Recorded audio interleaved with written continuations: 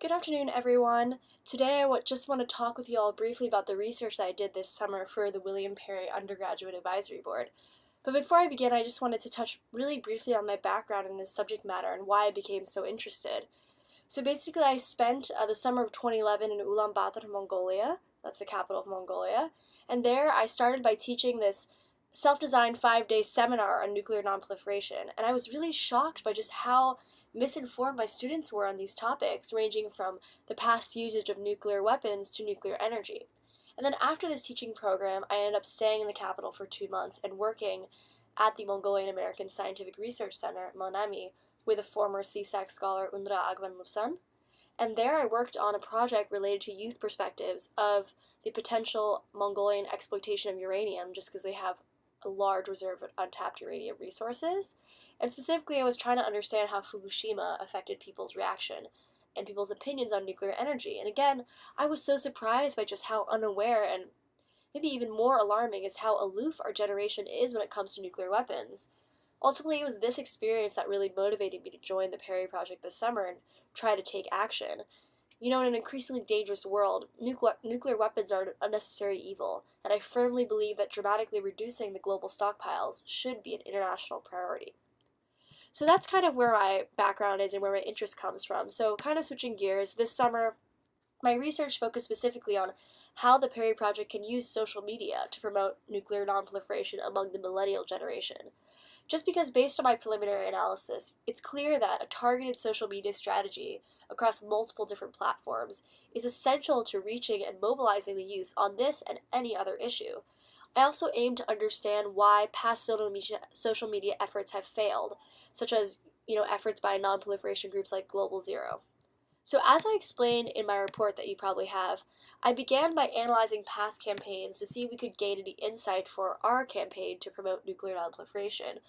So I started with Cody 2012, and I won't go into much detail, but that was a viral video campaign produced by the NGO Invisible Children last year to stop the atrocities in Uganda at the hands of the Lord's Resistance Army.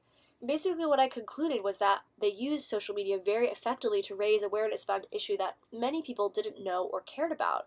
However, they failed to mobilize the public to action because there was a clear disconnect between their call for action, which was this Cover the Night campaign, versus the goal of catching Coney. So there was kind of a disconnect here between an attainable goal and a solution that someone could actually do.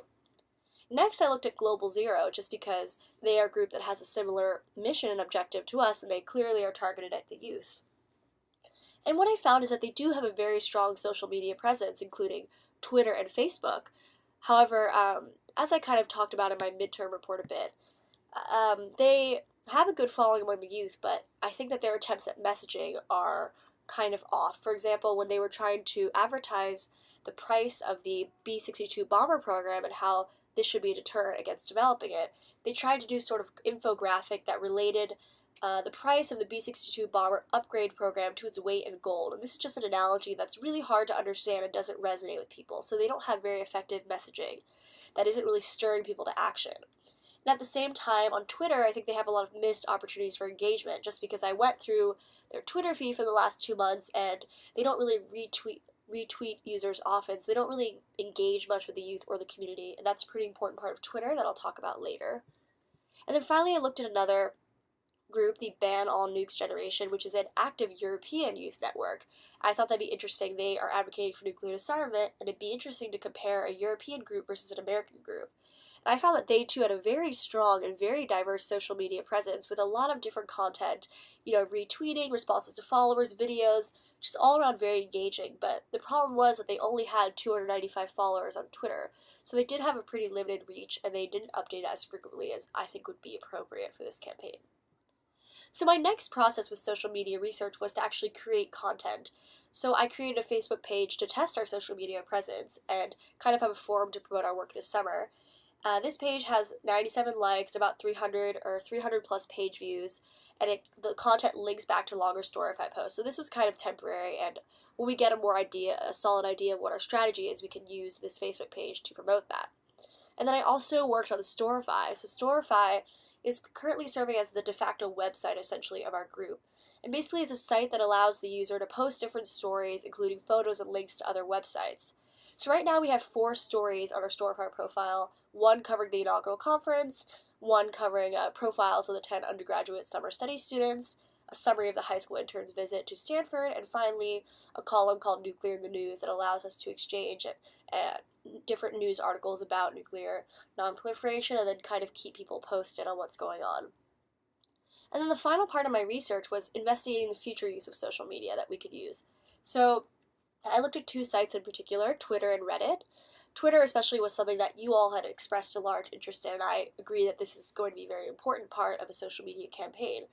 So basically Twitter, just to explain, is a popular social media site that allows the user to post these 140 character tweets, and these tweets are accompanied by hashtags that actually link back to other posts with the same hashtag.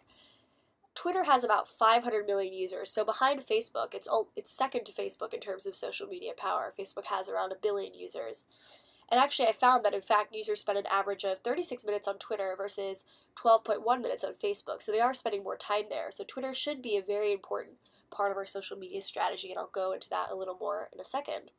And finally, I looked at Reddit. So Reddit is a site that allows users to post different links to content in the internet, and then in turn users can promote these links, and the links they like, they can demote essentially the links they don't like. So in other words, Reddit's really allowing you to take the temperature of the internet, find out what's trending in the online community. It also has a pretty large audience of viewers. In 2012, the site had over 400 million unique visitors. And Reddit's most popular feature that's of interest to us is its Ask Me Anything, AMA section, that allows the users to ask politicians, celebrities, noted individuals anything they want, and it's pretty famous because President Obama and other individuals have hosted these kinds of sessions. So finally, I want to talk about my recommendations for this project. So kind of just to sum up, in light of these analyses and my research, it's clear that an effective social media strategy is really essential for reaching the millennial generation. So I kind of have 3 different broad areas of recommendations that I want to dive into. Recommendations on what platforms to use, recommendations on strategies for social media, and then recommendations for support systems for social media. But before I go into that, I just want to emphasize that the use of social media needs to be complemented by a well thought out plan of action. For example, promoting an event, circulating a petition, advocating for a call to contact representatives, that kind of thing. So the next step here, after I give you this information, is really to determine what action steps the Perry Project wants to take, and then use social media to advertise, promote, and execute these initiatives. And here is a place where many of the suggestions from other members of the summer study group could be used and could be implemented in tandem with social media. So first, I just want to talk about the platforms that we should be using. So obviously it's important when we use social media to use a wide variety of different platforms, as the most successful campaigns that I looked at were able to integrate a number of different social media platforms and play to their advantages. So I think Twitter will probably be the most important part of our social media strategy. It's really an excellent way to communicate rapidly and directly with our followers, as well as build up towards events. And kind of just some general Twitter tips that I've included in the report for our social media strategy should be we need to follow as many people as possible that are relevant to our work. So that means different politicians that are related to nuclear nonproliferation, nonprofits, student activists, and these kinds of people in turn will be the ones to help us get more followers. Next, we need to make sure we're always using terms and hashtags that are pertinent to our mission and to our followers. So a really easy way to do this is just use hashtags of locations like hashtag Stanford or hashtag San Francisco, because this is really easily searchable and can help us, raise the word and help us be more searchable on Twitter. Next, we need to create a hashtag, and this is really important. For example, hashtag Perry Project, and this would follow most of our tweets and would really be a way to create a trademark brand name and for someone, for a way for our followers to be able to refer to us. And then finally, something I think is really important that I noticed was the problem with Global Zero, for example, is that you really need to make it personal. So we really need to always retweet and recognize individuals and groups who are mentioning the Perry Project on Twitter, just to personalize this platform and also, recognize the achievements and activism of others. So that's kind of my thoughts on Twitter. Next, Facebook. I think it'll be another very important element of our strategy, and will contain a lot longer content than Twitter, obviously. But again, it should be used in tandem with Twitter to raise awareness and put forth calls to action and build up towards events.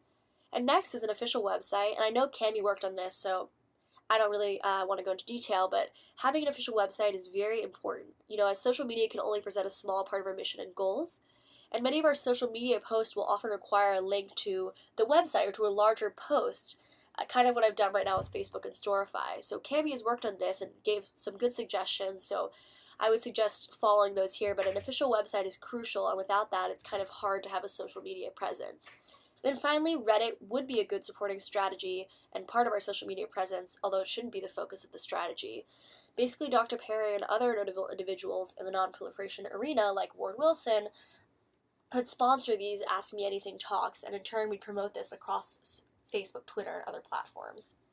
So now I just want to talk briefly about 4 kind of general strategies I have for the Perry Project when we're doing social media. So the first I mentioned in the report is constant messaging. So the key to effective social media is this constant messaging across all platforms. So I think that campaigns like the Global Zero and the Ban All Nukes generation suffer from this because they aren't always constantly messaging. Things move fast in the social media sphere, and it's important to continuously update your follows to maintain the relevance of your campaign. The next strategy suggestion I have is use social media to build up excitement. That's where it's most effective. As we saw with Invisible Children and the Kony 2012 campaign, they were able to use social media so effectively to stir up support for this campaign and for this event, Cover the Night. And so I think that the Perry Project can most effectively use Twitter and Facebook to build up towards an event or a call to action, such as, a day to call representatives about nuclear issues, or a day a vote is happening in Congress on a bill that's related to nuclear nonproliferation. My third recommendation here is to keep it personal. It's really important in social media content to be original and interesting, really just present the human side of the project so that people can connect with that aspect. We should use social media to acknowledge our online followers that are interested by this issue and, inspire them to take action themselves. And finally, planning, which is related to my third strategy suggestion. Everything you post on the internet is public, so it's really important to plan your social media content for the week ahead, even for the next 2 weeks, especially as you work across multiple platforms. So kind of the last big part I want to talk about really quickly with social media is the support platforms that we would need. So as the Perry Project is increasing its social media presence, there are a lot of different free programs online that should be used to maximize the use of social media. And I thought I would just mention this because I think it's something that people often forget, but can really help you execute a successful campaign.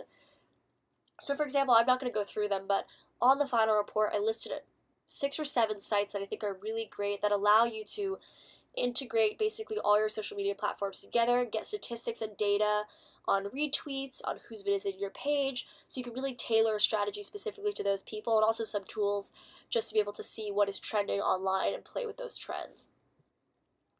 So kind of in conclusion, that's my research for this summer. I really enjoyed working on this project. Again, I would love to continue this in the future and working with social media. The problem is just it's hard to implement social media strategy without this overarching plan and call to action. So I think that this is the next step for the Perry Project, and hopefully the combination of all our reports together can yield something productive that we could then use social media to advocate for.